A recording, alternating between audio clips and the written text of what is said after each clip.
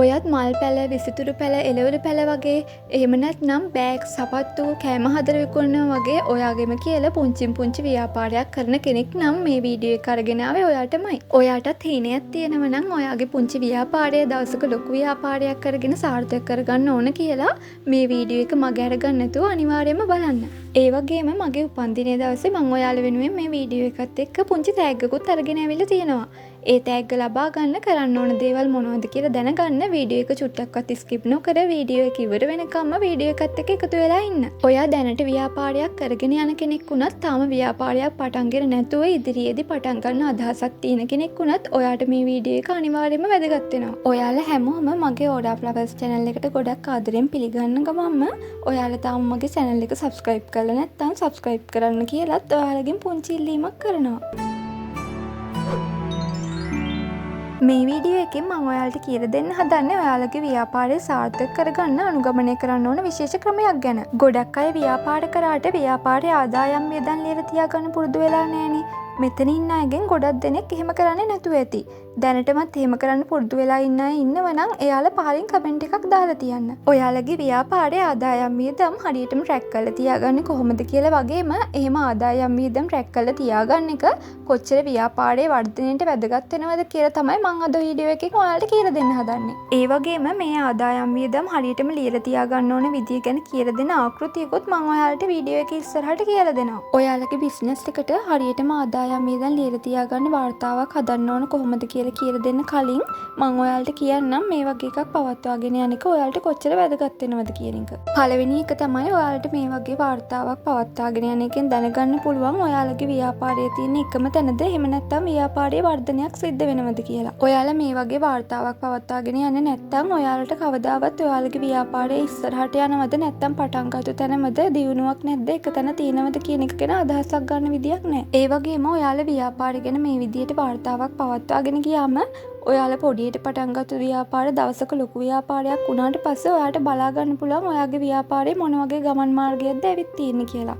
ඔයාලට දවසක ඔයා ඉන්න තැන ඉඳන් සතුටු වෙන්න පුළුවන් ඔයා පටන් ගත්ත තැනයි අද ඉන්න තැනයි කොච්චර වෙනසක් තියෙනවද කියන එක ගැන. ඒ වගේම මේ විදිහට ඔයාලා ව්‍යාපාරයේ ආදායම් වියදම් ලියලා තියාගත්තට පස්සේ ඔයාලට ව්‍යාපාරයේ ලාභය මාසෙන් මාසේ වර්ධනය වෙනවද? එහෙම නැත්නම් එක මාසයකට වඩා අනිත් මාස ලාභය අඩු වෙනවද? එහෙම නැත්නම් එකම මට්ටමකද යන්නේ කියන එකත් බලා ගන්න පුළුවන්. තව දෙයක් තමයි ඔයාලා හිතන්නේ නැතුව ඔයාලගේ අතින් අනවශ්‍ය වියදම් වෙලා තියෙනවා නම් ඔයාලට මෙහෙම ලියන එකකින් ඒ අනවශ්‍ය වියදම් මොනවද කියලා හඳුනගෙන ඒ අනවශ්‍ය වියදම් කපා හරින්න පුළුවන්. තව විශේෂම දෙයක් තමයි මේ වගේ වාර්තාවක් පවත්වාගෙන යනකොට ඔයාලගේ ව්‍යාපාරයේ ඉදිරියේදී ඔයාලා කරන්න ඉන්න දේවල් වලට දැන් මේ ඉඳන්ම මුදල් වෙන් කරලා ප්ලෑන් කරලා තියාගෙන ඔයාලගේ ව්‍යාපාරය දියුණු කරගන්න පුළුවන්. ඒ වගේම ඔයාට මාසයේ අන්තිමට ඔයා මාසයකට පැල කොච්චර ප්‍රමාණයක් විකුණලාද? ඒ විකුණපු පැල ප්‍රමාණයෙන් ඔයාට කොච්චර ලාභයක් ඇවිල්ලාද? කොච්චර වියදමක් ගිහිල්ලාද? ඔයාට ඇත්තටම ලාභයක් තියෙනවද නැත්නම් ඔයාට තියෙන පාඩුවක්ද? ඒ වගේ දේවල් ගැන ඔයාට ඔයාගේම හිත සතුටු වෙන්න අදහසක් ලබා ගන්නත් පුළුවන්. ඔයාලා රුපියල් 500ට පැලයක් අරගෙන ඒක රුපියල් 1000කට විකුණනොත් ඔයාලා හිතන්නේ ඔයාලට රුපියල් 500ක් ලාභයි කියලානේ. ඒත් ඔයාලා එහෙම හිතුවට ඇත්තටම ඔයාලට එතන රුපියල් 500ක ලාභයක් එන්නේ නැහැ. ඒකට හේතුව තමයි ඔයාලා හිතන්නේ නැති සැඟවුණු වියදම් ගොඩක් ඔයාලගේ බිස්නස් එක ඇතුලේ තියෙන එක. අපි ඇන්තෝරියම් වගාම උදාහරණයකට ගත්තොත් ඔයාලා පැලයක් ගෙන්න ගන්න කූරියර් හරහා නම් ඔයාලට ඒකට කූරියර් ගාස්තුවක් වැය වෙනවා. එහෙම නැත්නම් ඔයා පැල ගන්න නර්සරි එකකින් හරි වෙන පැල විකුණන්න තියෙන තැනකට හරි ඔයාගේම වාහනයකින් ගිහිල්ලා නම් ඔයාට ඒකට තෙල් වලට ගාස්තුවක් වැය වෙනවා. එහෙමත් නැත්නම් ඔයා මග බස් එක ගිහිල්ලා හරි වාහනයක් හයර් එකට අරගෙන ගිහිල්ලා හරි නම් ඒ තැනට යන්නේ ඔයාට ඒකටත් ගාස්තුවක් දරන්න සිද්ධ වෙනවා. ඒ වගේම ඔයා අලුතෙන් ව්‍යාපාරයක් පටන් ගත්තට පස්සේ ඔයාගේ පළවෙනි පැල ටික විකුණනට පස්සේ එන ආදායම ඔයාගේ ලාභය කියලා හිතනවා නම් ඒක වැරදි. ඒකට හේතුව තමයි ඔයා හිතුවේ නැති වුණාට ඔයාට ඔයාගේ ව්‍යාපාරය පටන් ගන්න කලින්ම මූලික වියදම් විදියටත් ඔයාලට වියදම් දරන්න සිද්ධ වෙලා තියෙනවා. අපි ඇන්තූරියම් ව්‍යාපාරයක්ම උදාහරණයක් විදියට ගත්තොත් ඇන්තූරියම් ව්‍යාපාරයකට ඔයාලා නෙට් හවුස් එකක් හදා ගන්නකොට නෙට් හවුස් එක හදන්න යන නෙට් වලට බට වලට එන කම්බි වගේ දේවල් වලට යන වියදම ඒ වගේම ඒ දේවල් ඔයා නෙට් හවුස් එක හදන තැනට අරගෙන එන්න යන ප්‍රවාහන වියදම, ඒ වගේම නෙට් හවුස් එක හදන්න වෙන කෙනෙක්ට කියලා නම් එයාට දෙන්න වෙන කුලිය, ඒ වගේ දේවල් වලටත් ඔයාලා නොහිතුවට ඔයාට වියදම් දරන්න සිද්ධ වෙලා තියෙනවා. ඒක නිසා ඔයාගේ අතට ඇත්තම ලාභයක් විදිහට ලාභයක් ලැබෙන්නේ ඔයාගේ ව්‍යාපාරේ පටන් ගන්න ඔයාට ගියපු මූලික වියදම් ටික කවර වුණාට පස්සේ. ඒ වගේම ඔයාගේ ව්‍යාපාරය කරගෙන යන ගමන් වුණත් ඔයා නොදැනුවත්වම ඔයාගේ ව්‍යාපාරය වෙනුවෙන් ඔයා නොසිතන වියදම් දරන්න සිද්ධ වෙන්න පුළුවන්. ඇන්තූරියම් ව්‍යාපාරයක් හරි එහෙම නැත්නම් වෙන මල් පැල ව්‍යාපාරයක් හරි කරනකොට ඔයාලා පැල ටිකක් අරගෙන ඒ පැල වලින් පැල හදලා විකුණනකොට ඔයාලා අර මුලින්ම ගත්ත පැල ටික ගන්න ගියපු වියදම විතරයි නම් ඔයාට ගියපු වියදම විදියට සලකන්නේ. ඒක එහෙම වෙන්නේ නැහැ. ඒකට හේතුව තමයි ඔයාට පැල ගන්න ගියපු වියදමට අමතරව පැල හිටවන්න ගන්න පෝච්චි වලට යන වියදම, ඒ වගේම ඔයාලා බොරළු පොල්ලෙලි කැබලි වගේ දේවල් සල්ලි වලට ගන්නවා නම් ඔයාලට ඒවට යන වියදම, ඊට අමතරව ඔයාලට පොහොර දිලීරනාශක කෘමිනාශක වගේ දේවල් වලට යන වියදම, ඒ වගේම ඔයා වෙන මල් පැල වර්ගයක් හදනවා නම් ඔයාලට කොම්පෝස්ට් වගේ දේවල් ගන්න යන වියදම, ඒ දේවලුත් ඔයාලගේ වියදමේ කොටසක් විදියට එකතු වෙනවා. ඒ වගේම ඔයාගේ ව්‍යාපාරයට මෙන්න මේ වගේ වියදම් යන බව නම් ඔයාට කවදාවත් තේරුනේ නැතුව ඇති. ඒ තමයි ඔයාගේ ව්‍යාපාරයේ මල් පැල වලට වතුර දාන්න මල් බාල්දි වගේ දේවල් ගන්න යන වියදම්, ඒ වගේම පොහොර දිලීරනාශක වගේ දේවල් දාන්න පාවිච්චි කරන ටැංකි ගන්න යන වියදම්, ඒ වගේම ඊට අමතරව ඔයාලා මීඩියා එක කවලම් කරන්න අවශ්‍ය වෙන ආයුධ වර්ග ගන්න යන වියදම්, ඊට අමතරව ඔයාලා මල් පැල හදලා ඒව කූරියර් කරනකොට ඔයාලට ඒව පැක් කරන්න පාර්සල් වලට යන වියදම්, ටේප් වලට යන වියදම්, ඔයාලා ඒකට ලේබල් හදාගෙන ඉන්නවා නම් ඒ ලේබල් වලට යන වියදම්, ඒ වගේ අමතර වියදනුත් ඔයාලට වැය වෙනවා. ඒ ටික විතරක් නෙමෙයි. ඔයා හිතන්නේවත් නැති තවත් වියදම් තියෙනවා. ඒ තමයි මෙතන ඉන්න අයගෙන් සමහර අය වතුර ගන්න සල්ලි වලටනේ. ඉතින් ඔයාලා සල්ලි වලට වතුර ගන්නකොට ඔයාගේ ව්‍යාපාරයේ වවන මල් පැල වලට ඔයාලා ඒ සල්ලි වලට ගන්න වතුර පාවිච්චි කරාම ඔයාලට ඒවට වතුර බිලකුත් යනවා. ඔයාලා ඒ ගැන නම් කවදාවත් හිතන්න නැතුව ඇති නේද? ඒ වගේම මෙතන ඉන්න සමහර අය ඉන්නවනේ මල් පැල වලට වතුර දාන්න වතුර ගන්න වෙන්නෙත් මෝටරේ ගහලා.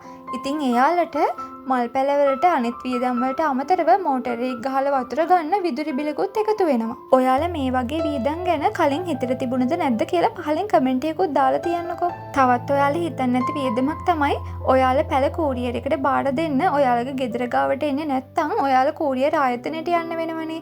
ඔයාලා එතෙන්ට යනකොට ඔයාලගේ වාහනයකින් හරි වෙන වාහනයකින් හරි යනවා නම් ඒ යන ගමනටත් ඔයාලට ප්‍රවාහන වියදමක් වැය වෙනවා. ඒ වගේම ඔයාලා හිතන්නේ නැති තව වියදමක් තමයි ඔයාලා ව්‍යාපාරය කරගෙන යන අතරතුර ටික කාලයක් යනකොට ඔයාලගේ නෙට් හවුස් එක කැඩුනොතින් ඔයාලට ඒක හදන්න අපව අමතර වියදමක් දරන්න සිද්ධ වෙනවා.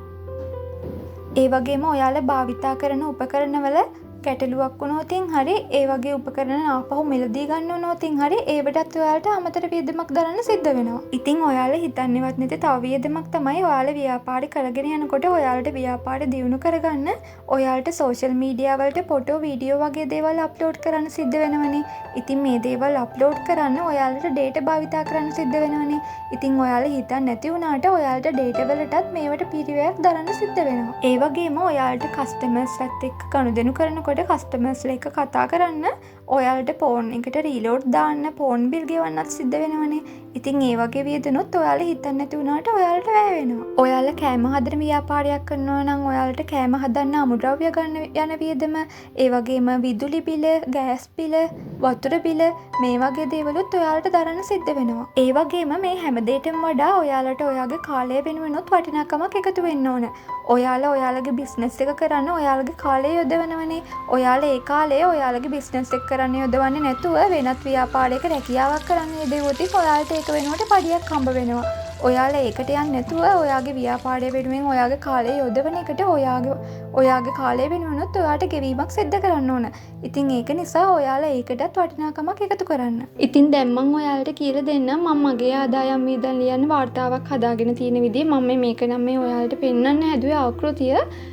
මේකෙදි මම මෙතන ආදායම් ලියන්න වෙනම පැත්තකුයි වියදම් ලියන්න වෙනම පැත්තකුයි පැත්ත දෙකක් විදිහට වෙන් කරලා අරගෙන තියෙනවා. ඒකේ මම ඒ පැත්ත දෙකටම දිනේ ලියන්නත් වෙනමම තීරු දෙකක් වෙන් කරලා තියෙනවා. ඒ දිනේ ලියන තීරුවේ මම දාන්නේ අපි මොනවා හරි දෙයක් මිලට ගත්තොතින් හරි අපි මොනවා හරි දෙයක් විකුණලා ආදායමක් ලැබුණොතින් හරි ඒ ආදායම ලැබුණු දිනේ හරි එහෙම නැත්නම් මොනවා හරි මිලට ගත්තොත් ඒ මිලට ගත්ත දිනේ තමයි ඒ දිනේ තීරුවේ දාන්නේ. ඊට පස්සේ මම මේ දෙපැත්තෙම විස්තරය කියලා තීරුවකුත් වෙන් කරලා තියෙනවා. ඒ විස්තරය කියන තීරුවේ මම දාන්නේ අපි මොනවද ගන්න කියන එක ගැන අපිට පස්සේ බලද්දි දැනගන්න තමයි පැලද පෝච්චිද ඒ කියන්නේ අපි මොනවද ගන්න කියන දේ සටහන් කරගන්න තමයි මේ තීරුව වෙන් කරලා තියෙන්නේ. ඊට පස්සේ මම එකක මිල කියලා දාලා තියෙන තීරුවක්. ඒකෙන් අපි මොනවා හරි අපි හිතමු අපි මොනවා හරි පැල වර්ගයක් ගන්නවා කියලා. පැල වර්ගයක් ගන්නවා නම් ඒ එක පැලයක මිල තමයි මේ එකක මිල කියන තීරුවේ දාන්නේ. මේ දෙපැත්තේ මේ විදිහට තමයි අරගෙන තියෙන්නේ. දැන් අපි පෝච්චි ගන්නවා නම් එක පෝච්චියට රුපියල් 50යි නම් මෙතෙන්ට දාන්නේ රුපියල් 50. එතකොට මම මෙතන මේ ප්‍රමාණය කියන තීරුවේ අරගෙන තියෙන එකපාරකට කොච්චර ප්‍රමාණයක් මිලට ගන්නවද කියන එක දාන්න. එතකොට දැන් මම මෙතන අරගෙන තියෙන එක පැලයක් රුපියල් 500 ගානේ පැල 100ක් ගත්ත කියලා. එතකොට මෙතන තියෙන මේ රුපියල් 50 ගානේ පෝච්චි 100ක් ගත්ත කියලා. ඒ විදිහට ඔයාලා මෙතන ඔයාලා මිලට ගන්න එකක වටිනාකම මේ තීරුවේ දාන්න. එතකොට ඔයාලා කොච්චරක් ඒ වෙලාවට මිලට ගන්නවද කියන එක මේ තීරුවේ දාන්න. මේ පැත්තෙත් ඒ විදිහටම තමයි දාන්න තියෙන්නේ. මෙතන මොනවා හරි ඔයාලා විකුණලා ආදායමක් ලැබුණට පස්සේ එකක් විකුණපු මිල දාලා කොච්චර ප්‍රමාණයක් එකපාරකට විකුණනද කියලා දාන්න ඕන. ඊට පස්සේ මම මෙතන මේ මුළු වියදම් කියන තීරුව අරගෙන තියෙන්නේ. මේකේ දැන් අපි මෙතන එකක මිල රුපියල් 500 ගානේ පැල අරන් තියෙනවනේ 100ක්. එතකොට මේ සම්පූර්ණයෙන්ම පැල ටික ගන්න කියපු වියදම තමයි මෙතන මම මේ මුළු වියදම කියලා දාලා තියෙන්නේ. එතකොට මෙතන 500 ගානේ පැල 100ක් ගන්න 500 100න් ගුණ කරාම රුපියල් 50000ක් ගිහිලා තියෙනවා. ඒ විදිහට තමයි මෙතනත් මේ පෝච්චි 100 ගන්න රුපියල් 50 ගානේ පෝච්චි 100ක් ගන්න 50 100න් ගුණ කරාම රුපියල් 5000ක් ගිහිලා තියෙනවා. ඒ විදිහට තමයි මම මේ තීරුව හදලා තියෙන්නේ.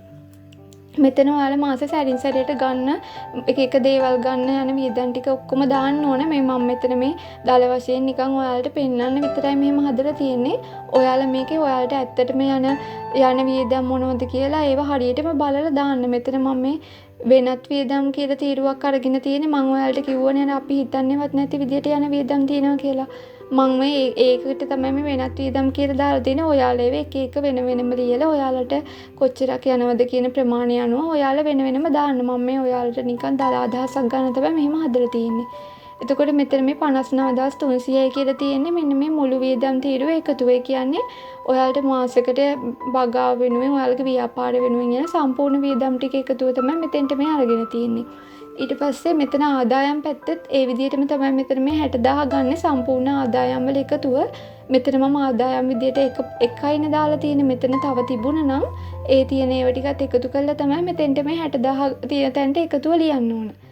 එතකොට මම මෙතන අරන් තියෙන්නේ මෙතන මේ ගත්තු පැල 100ම විකුණන කියලා විදිහට තමයි මම මෙතන අරගෙන තියෙන්නේ. එතකොට මම මේ 500කට ගත්තු පැලයක් 600කට විකුණන කියලා අරගෙන එතකොට ඒ පැල 100ම විකුණනම් 600 ගාන 100ම විකුණනහම මෙතන ආදායම 60000ක් එනවා කියලා විදිහට තමයි අරගෙන තියෙන්නේ. එතකොට මම මේක හදනකොට මම මේ අරගෙන තියෙන්නේ මේ පැල 100ට පෝච්චි 100ක් අරගෙන මේ පොල් දෙල ටික මේ පොහොර දිලිරනාශක මේ හැම දෙයක්ම මේ පැල 100 වෙනුවෙන් සම්පූර්ණයෙන්ම වැය වුණා කියලා හිතලා තමයි මම මේක හදලා තියෙන්නේ. ඉතින් ඇත්තට මේ ඇත්ත ජීවිතයේදී විදිහට වෙන්නේ නැහැ නේ. මම මේ ඔයාලට කියලා දෙන්න මෙහෙම හැදුවේ. ඔයාලට ඇත්තට මේ පැල ටික වෙනුවෙන් යන වියදම් ටික දාලා තමයි ඔයාලා මේක හදන්න ඕන. එතකොට තමයි මේ පැල ටිකෙන් සම්පූර්ණයෙන්ම ඔයාලට කොච්චරක් ලාභයක් ආවද කියන එක දැනගන්න පුළුවන් වෙන්නේ. එතකොට මම මෙතන මේ ලාභය හදලා තියෙන්නේ මෙතන සම්පූර්ණ දැන් මෙතන නම් මේ එකක් තියෙන නිසා මෙතන 60000 නැතුව මෙතන තව 20000ක් තිබුණා නම් මෙතෙන්ට එන්නේ 80000. ඒතකොට මෙතෙන්ට එන සම්පූර්ණ මෙන්න මේ මෙතෙන්ට එන සම්පූර්ණ ගාණ තමයි මෙතන ඔයාලා ලාභය හදනකොට ගන්න ඕන. එතකොට මෙතන මුළු ආදායම රුපියල් 60000යිනේ. එතකොට මම මෙතන මුළු ආදායම රුපියල් 60000න් මුළු වියදම තියෙන්නේ 59300යිනේ. මේ මුළු වියදම 59300 අඩු කරාම තමයි ලාභය එන්නේ. එතකොට ඔයාලා ලාභය හදන්න ඕන ඔයාලගේ සම්පූර්ණ ආදායමෙන් සම්පූර්ණ වියදම අඩු කරලා. එතකොට මෙතන ලාභ විදියට ඇවිල්ලා තියෙන රුපියල් 800ක්. එතකොට දැන් ඔයාලා බලන්නකෝ මෙතන අපිට ඔයාලා උනත් හිතන්නේ රුපියල් 500කට පැල 100ක් අරගෙන ඒක රුපියල් 600කට විකුණනහම අපිට හිතෙන්නේ ඇත්තටම අපිට ලාභයි කියලානේ. ඒත් මේ විදිහට හදලා බැලුවට තමයි පස්සේ තමයි තේරෙන්නේ අපිට ඇත්තටම අපි හිතන තරම් ලාභයක් නැහැ කියලා. සමහර වෙලාවට මෙතන පාඩු වෙලා තියෙන්නත් පුළුවන්. මෙතන තා මොනවා හරි රුපියල් 800කට වඩා වැඩි වියදමක් එහෙම තිබුණා නම් ඔයාලට ඇත්තටම මේ 800ක් ලාභ එන්නේත් නැහැ. මෙතන එහෙනම් මීටත් වඩා ගානක පාඩුවක් වගේ තමයි එන්නේ. එතකොට ඔයාලට මේ විදිහට හැදුවට පස්සේ මේකෙන් බලා ගන්න පුළුවන් ඔයාලට ඇත්තටම මේ පැල ටික විකුණලා ඔයාලා හිතපු තරම් ලාභයක් ඇවිල්ලාද නැත්නම් ඔයාලා හිතපු තරම් ලාභයක් ඇවිල්ලා නැතුව අඩු ප්‍රමාණයක්ද ඇවිල්ලා තියෙන්නේ නැත්නම් ඔයාලා ලාභයි කියලා හිතුවට ඇත්තටම ඔයාලට ලාභයක් ඇවිල්ලා නැතුව පාඩුවක්ද වෙලා තියෙන්නේ ඔයාලට අන්න ඒ ගැන අදහසක් ගන්න පුළුවන් මෙන්න මේ විදියට වගුවක් පවත්වාගෙන යන එකෙන්. ඉතින් මේ තියෙන්නේ මම හදපු විදිය. ඔයාලා මේක ඔයාලට ගැළපෙන විදියකට වෙනස් කරගෙන ඔයාලා කැමති විදියකට හදන්න. මම මේ නිකන් ඔයාලට අදහසක් ගන්න කියලා දෙන්න විතරයි මේක පෙන්නුවේ. මම ඔයාලට මුලින් කිව්වනේ ඔයා ව්‍යාපාරයක් නොකරන කෙනෙක් වුණත් මේ වීඩියෝ එක ඔයාලට වැදගත් වෙනවා කියලා. ඉතින් මම එහෙම කියන්න හේතුව තමයි ඔයා ව්‍යාපාරයක් නොකරන සාමාන්‍ය ගෙදර ඉන්න කෙනෙක් වුණත් ඔයාලට පුළුවන් ඔයාලගේ එදිනදා ජීවිතයේ ගනුදෙනු වල ආදායම් වියදම් මේ විදියට පොතක ලියලා තියාගන්න. මමත් මගේ ජීවිතයේ ආදායම් වියදම් මේ විදියට පොතක ලියලා තියෙනවා. ඒක මට නම් ගොඩක් ප්‍රයෝජනවත් වෙලා තියෙනවා. ඉතින් මං හිතනවා ඔයාලටත් ඒක එහෙම ලියලා තියාගන්න ගොඩක් ප්‍රයෝජනවත් වෙයි කියලා. ඉතින් මම වීඩියෝ එක මුලදී කිව්වනේ මම ඔයාලට පුංචි තෑග්ගක් දෙනවා කියලා. මං දැන් කියන්නම් ඒ තෑග්ග ගන්න ඔයාලා මොනවද කරන්න ඕන කියලා. ඉතින් ඒ වෙනුවෙන් ඔයාලට කරන්න තියෙන පුංචි දේවල් ටිකක්. ඔයාලා මේ වීඩියෝ එකට ලයික් එකක් කමෙන්ට් එකක් දාලා ඔයාලා තාම මගේ channel එක subscribe කරලා නැත්නම් channel එක subscribe කරලා bell icon එකත් click කරලා තියාගන්න. ඒ වගේම ඔයාලා තාම මගේ අනිත් වීඩියෝ ටික බැලුවේ නැත්නම් ඒ වීඩියෝ ටිකත් බලලා මගේ channel එකේ වීඩියෝ හොඳයි නම් මේ වගේ මල් වලට ආස කරන අනිත් අයට බලන්නත් share කරන්න. ඉතින් මං ඒ අතරින් කෙනෙක්ව තෝරගෙන තමයි tag දෙන්න හිතාගෙන ඉන්නේ. ඔයාලට මේ වීඩියෝ එක වටිනව නම් වීඩියෝ එකට like එකක් කමෙන්ට් එකක් දාලා දිගටම මගේ channel එකත් එක්ක එකතු වෙලා ඉන්න. ඔයාලා හැමෝටම සුබම සුබ දවසක්.